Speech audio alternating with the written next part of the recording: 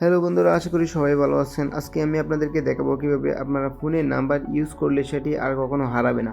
তো আমরা যারা স্মার্টফোন ইউজ করি তারা হয়তো ফোনে কখনো নাম্বার সেভ করার পর আমাদের ফোনটি যদি নষ্ট হয়ে যায় অথবা ফোনটি হারিয়ে যায় অথবা আমাদের ফোনে থাকা সিমে নাম্বার সেভ করার পর সেই সিমটি হারিয়ে যায় অথবা সিমটি নষ্ট হয়ে যায়, তাহলে আমরা পরবর্তীতে এই নাম্বারগুলো আর ফিরে পাই না।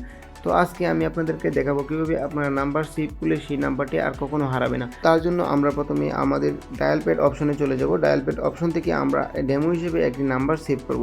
সো ডেমো হিসেবে যে নাম্বারটি সেভ করব সেটি আমি এখানে টাইপ করে নিচ্ছি। সো এই নাম্বারটি অবশ্যই ডেমো হিসেবে আমি সেভ করলাম। ডেমো হিসেবে সেভ করার পর এখান থেকে আমি ক্রিয়েট এ নিউ কন্ট্যাক্ট যে অপশনটি রয়েছে সেটির উপর ক্লিক করে দেব। সেটির উপর ক্লিক করে দেওয়ার পর আমাদের সামনে এরকম একটি পপ আপ ডায়লগ বক্স আসবে।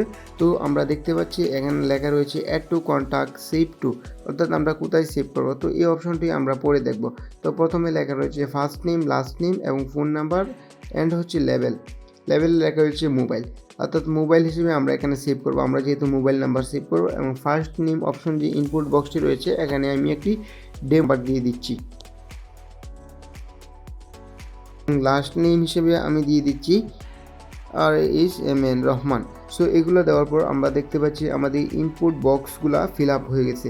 তো আমরা এখন কি করব, আমরা এখন এই যে সেভ টু অপশন রয়েছে এটির উপর আমরা একটু ক্লিক করে দেব। ক্লিক করে দেওয়ার পর আমি দেখতে পাচ্ছি এখানে লেখা রয়েছে, প্রথমত আমরা দেখতে পাচ্ছি এখানে দুইটি ইমেল রয়েছে যেটি আমার নিজের মেল এবং তৃতীয় অপশনটিতে রয়েছে Xiaomi অ্যাকাউন্ট। সো এটি Xiaomiর একটি অ্যাকাউন্ট, এখানে সাইন ইন করা রয়েছে এবং ফোর্থ যে অপশনটি রয়েছে ডিভাইস এবং সিম 1 এবং সিম 2, অর্থাৎ আপনারা যদি সিমই সেভ করতে চান তাহলে এখান থেকে সিম অপশনটি সিলেক্ট করে দিবেন, আর যদি সিম 1-এ সেভ করতে চান সিম 1 অপশনটি সিলেক্ট করে দেবেন এবং আপনারা যদি ডিভাইসে সেভ করতে চান ডিভাইস অপশনটি সিলেক্ট করে দেবেন। তো এভাবে সেভ করে দিলে হবে কি, আপনারা এই সিম অপশনগুলো যেই অপশনগুলো সিলেক্ট করবেন সেখানে সেভ হয়ে যাবে। তো আমি চাচ্ছি না আমি ডিভাইস অথবা সিমে রাখবো। সো আপনারা চাইলে Xiaomi অ্যাকাউন্টে সেভ করে রাখতে পারবেন, সেটিও আপনাদের একটি সেফটি হিসেবে থাকবে। তো আমি চাচ্ছি আমি ইমেইলে রাখবো। তো আপনারা আপনাদের ফোনে লগ ইন করা থাকা যে ইমেলটি রয়েছে সেই ইমেইলে আপনার নাম্বারটি সেভ করে রাখবেন। সো সেভ করে রাখার জন্য ইমেল অপশনটি আমি আবার দেখিয়ে দিচ্ছি। ইমেল অপশনটি সিলেক্ট করে দিবেন। সিলেক্ট করে দেওয়ার পর এখানে লেখা রয়েছে অ্যাড টু এক্সিস্টিং।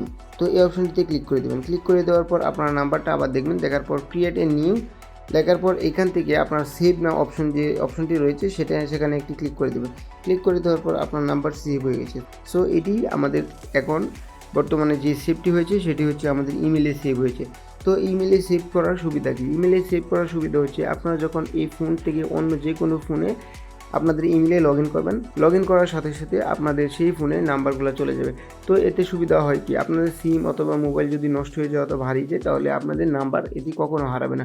তো আশা করি আপনাদের এই ভিডিওটি অনেক উপকারে আসবে। তো এই ভিডিওটি যদি আপনাদের ভালো লেগে থাকে তাহলে এই ভিডিওতে একটি লাইক করে দিন এবং আপনি যদি আমার চ্যানেলে নতুন হয়ে থাকেন তাহলে অবশ্যই চ্যানেলটি সাবস্ক্রাইব করে দিবেন। সো আশা করি সবাই ভালো থাকবেন। ধন্যবাদ।